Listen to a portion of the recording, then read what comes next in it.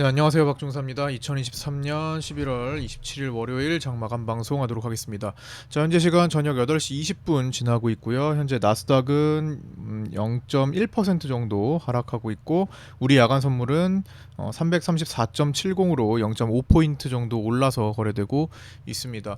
장중에 나스닥이 0.4% 하락한 것을 이제 우리 시장이 반영했고, 지금 우리 시장이 끝나자마자 올라가기 시작해서 지금 거의 다 회복을 했죠. 그래서 우리 야간 선물도 이제 소폭 오를 수 있었습니다. 이제 나스닥은 본장에서 또 어떻게 끌어올릴지 이제 주목되는 상태이고요. 어, 기본적으로 해외 선물 쪽에서 개인들이 아직도 나스닥은 숏 포지션을 고집하고 있다. 아직도 물량을 양보하지 않았다라는 거 충분히 본장에서 어떤 변화를 일으킬 수 있는 상태가 되기도 합니다. 그러나 지난주에 계속 말씀드렸듯 나스닥이 변곡 구간 그 일정 특정 지점을 넘어서 변곡 구간에 도달한 것은 맞기 때문에 이 볼린저 밴드가 눕혀져 있는 상단에 도달했기 때문에 꺾이자면 또 꺾여도 이상하지 않은 지점이긴 하죠. 근데 갭이 거의 다 메워지고 아마 시작할 전망이라서 진짜 말 그대로 모르는 상황이 됐습니다. 이런 식으로 음봉이 꺾여져서 내려와도 정상적인 움직임이고요. 수급대로 다시 한번 돌파해서 또 달릴 움직임이 나온다면은 그것 또한 이상하지 않습니다. 어쨌든 우리나라 시장은 내일 나스닥이 다 회복하느냐 혹은 더 상승해서 말아 올리느냐, 그 다음에 이제는 한풀 꺾이느냐에 따라서 상당히 크게 달라질 가능성이 높습니다. 우리 시장은 이제 12월물 선물이 참 이렇게 그리기도 어려운데 그냥 480일 이동평균선 파란선하고 그냥 나란히 일직선으로 끝났죠. 그쵸? 여기 뭐 거의 색깔이 겹쳐가지고 보이지도 않을 정도로 끝났습니다. 요 지점 위에 있는 피보나치 조정대 618 자리는 건너서 내려왔고요. 그 다음에 480 자리 딱 머물러서 끝났고요. 이 공간으로 열리느냐, 여기 밑으로 한 단계 열려버리느냐, 여기 329 자리입니다. 329 라인 330 여기 이쪽으로 열리느냐, 아니면 다시 박스 라인으로 내일 또 다시 달리느냐. 예. 지금 올라오는 추세는 늦어졌습니다. 그렇죠? 여기서 11월 초부터 갑자기 급격하게 반등한 요 각도는 이제 늦춰졌죠. 조금 죽었죠. 그런데 아직은 완벽하게 꺾이지 않고 변곡 구간을 그냥 만들고 있다. 변곡점이라는 게 수학적으로는 요런 형태, 그렇죠? 요렇게 쉬어가는 형태를 변곡점으로 말하지만 증시에서는 얘도 변곡이고 뒤집어지는 것도 변곡으로 얘기한다고 말씀드렸죠. 그래서 지금 그걸 알 수 없는 상태이죠. 딱 요런 구간. 변곡이 된다면 더 달릴 수도 있는 겁니다. 최대. 그다음에 다시 여기서 꺾여져서 내려오는 것도 변곡이라는 거예요. 그래서 거의 지금 나스닥의 이목이 상당히 집중되어 있고요. 오늘은 장중에 장 초반에는 대만 증시랑 우리 증시만 올랐었죠. 나머지는 다 좋지 않았습니다. 중국장도 초반에 시작하면서 떨어지면서 시작했고, 그다음에 나스닥도 장 초반에는 0.4%, 0.5% 이렇게 떨어져서 있었고 0.3으로 시작해서 마이너스.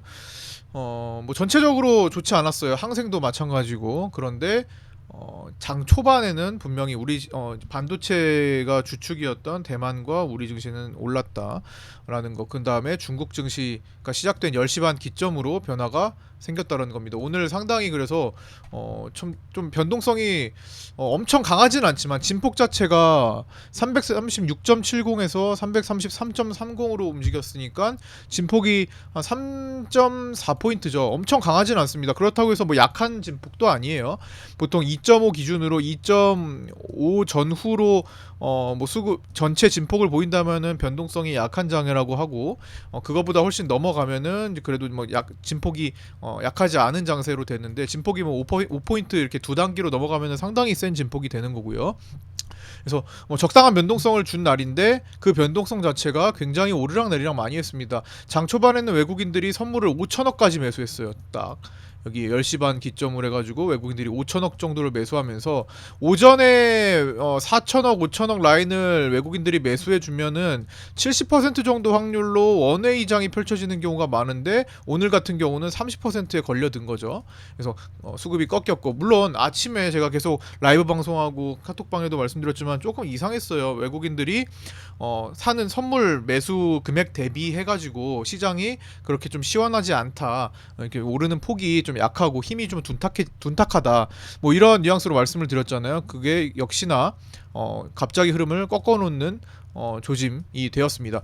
그래서 오늘 그 외국인들이 12월물 가지고 포지션을 두 번이나 뒤바꿔 놓은 하루였는데 3개월 동안 외국인들이 선물을 누적 매도를 계속 도전했었잖아요. 3개월간 외국인들은 선물을 매도 포지션으로 갖고 있었단 말이죠. 그러다가 지난주에 어떻게 됐죠? 그 11월 초부터 갑작스럽게 환매수를 엄청나게 하면서 그 공매도 금지 효과와 나스닥이 갑자기 변화하기 오르기 시작하면서 외국인들이 열심히 환매수를 해줬죠. 손절 처리하면서 선물을. 그래서 결국에는 지난주에 상방 포지션으로 스위칭을 했습니다. 그렇죠? 이거는 제가 지난주에 실시간으로 말씀을 드렸죠. 그 다음에 그러더니 금요일에 한 4, 5천억 정도 던지면서, 선물을 던지면서 하락시켰죠.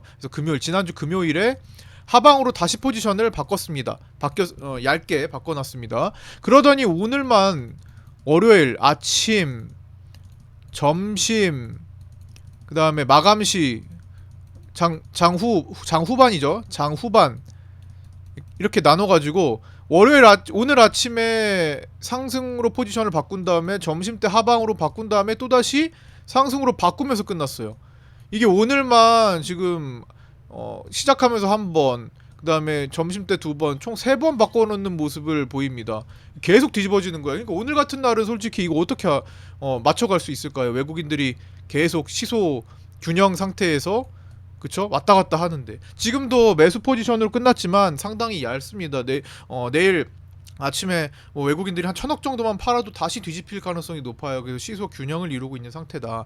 그래서 요게 어느 정도 한쪽으로 이제 물량을 쌓고 좀 이제 만기일이 내만유의 날까지 13거래일 정도밖에 안 남았는데 이제는 좀 포지션을 다시 한번 구축할 때가 되기는 했어요. 슬슬 뭐 많이 남았다면 많이 남았다고 볼 수 있지만, 만약에 요게 어중간하게 포지션을 안 쌓으면 그냥 롤오버인 거예요. 뭐 이번에 특정 어느 쪽으로 뭐 결제를 시키지 못할 가능성이 높겠죠. 자, 어쨌든 나머지는 나스닥이 어떤 방향을 어느 정도 줄 가능성이 높습니다. 지금 워낙 이번 주부터 일정들이 나스닥에 초점이 상당히 많이 맞춰져 있죠. 지난주 이제 블랙 프라이데이 주간, 블랙 프라이데이 온라인 매출이 사상 최대치에 추정되는 초기 판매량이 나왔죠. 그 다음에 이제 전체적으로는 28일, 현지 시간 28일에 온라인 전체 매출을 공개하고 우리 시간으로는 29일 새벽에 공개됩니다.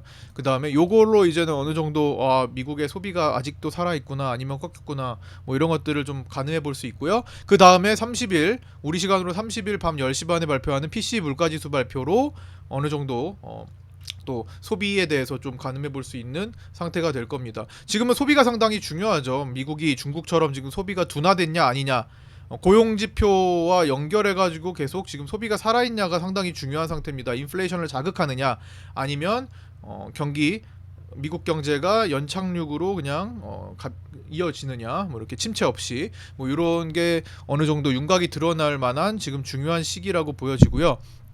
일단 전체 매출 공개되고 PC 물가지수 발표까지 요 상황을 보고 나스닥이 움직이겠죠. 그러면서 이제 12월 1일에 이제 우리 이제 금요일장까지 끝나고 주말 되는 그때 파월 의장의 연설이 있습니다. 파월 의장이 오랜만에 등장을 해서 연설을 합니다.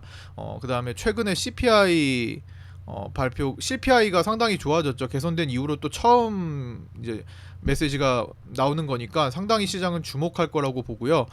그 뒤로부터는 이제 연준 위원들은 연설할 수 없는 블랙아웃 기간이 됩니다. 12월 2일부터 FOMC까지 한 2주 정도 동안 아무도 연설할 수 없는 상태가 되기 때문에 그만큼 파월 의장의 입에 상당히 많이 시장은 주목할 거라고 보여집니다. 자, 오늘 위클리 옵션 만기일이었죠. 월요일 만기일이었고 코스피 200은 333.67로 종료했습니다. 제가 오늘 장중에 오늘 만기 범위를 추정해서 말씀을 드렸죠. 그거 추정 범위는 코스피 200 기준으로 332.5에서 335고 선물 환산으로는 이게 베이시스가 이제 1에서 한 0.6까지 지금 내려왔거든요.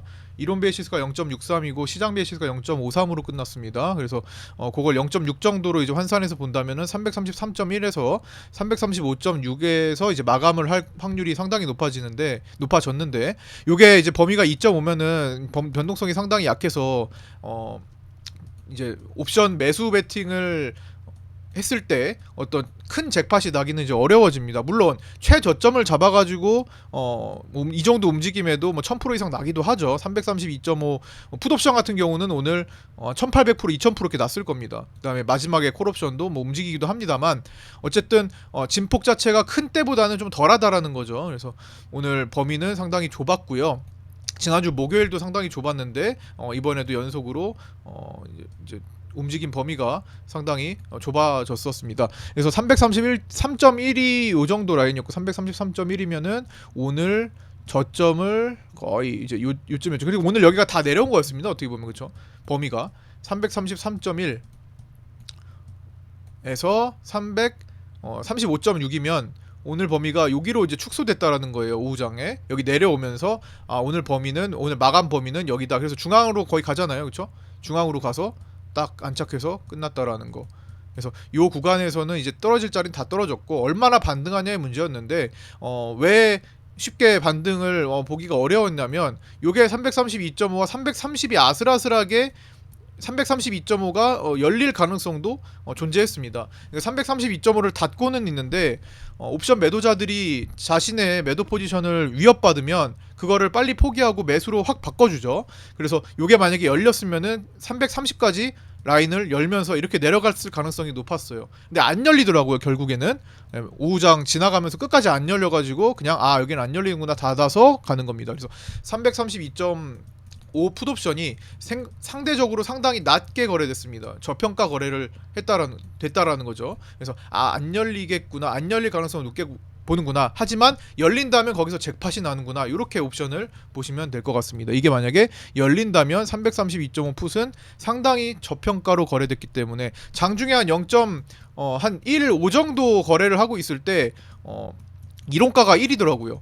상당히 저평가로 거래되는 거는 옵션 매도자들이 꾹꾹 눌러 담고 있었던 상태고 그거를 이제 위협받으면 매수를 하려고 했던 준비 상태. 물론 그게 수동적으로 하는 사람도 있겠지만 거의 자동적으로 나오죠.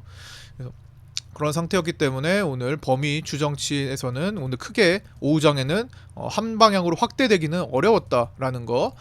요거 또한 체크 같이 라이브 방송 및 카톡방에서 같이 하면서 갔었습니다.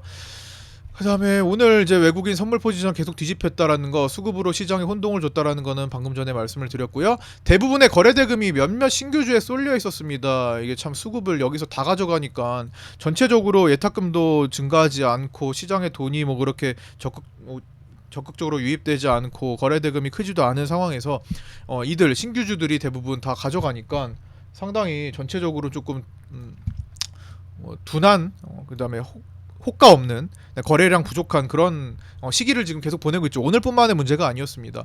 에코프로 머티가 오늘도 상한가를 찍으면서 정말 묻지마 매수세 광기에 상승이 나오고 있는데 이것 또한 지금 개인들이 적극적으로 계속 새로운 에코프로 머티다 하면서 지금 엄청나게 땡기고 있는데 오늘은 오전에 좀 개인들이 사는 것 같더니 결국에는 오늘은 좀 매도를 하면서 나갔네요. 그래서 오늘 프로그램이 좀 많이 땡겨서 나타난 현상 같고요.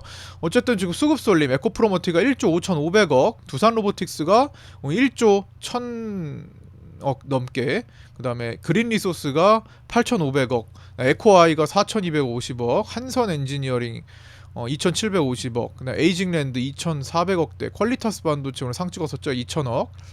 그다음에 우듬지팜이 이제 사우디 재료로 1,500억 이렇게 나오면서 신규주들이 상위권에 상당히 많이 포진되어 있습니다. 근데 오늘 신규주들이 막판에 조금 에코프로 머티도 상을 풀었지만 막판에 그린 리소스 중심으로 조금 많이 흔들렸죠. 이제 거의 힘이 다 끝나가고 있다라는 징조이기도 합니다. 신규주 쏠림 현상. 그리고 오늘 이제 최근에 신규주 쏠림, 그다음에 이제 우선주들 움직이기 시작했고요.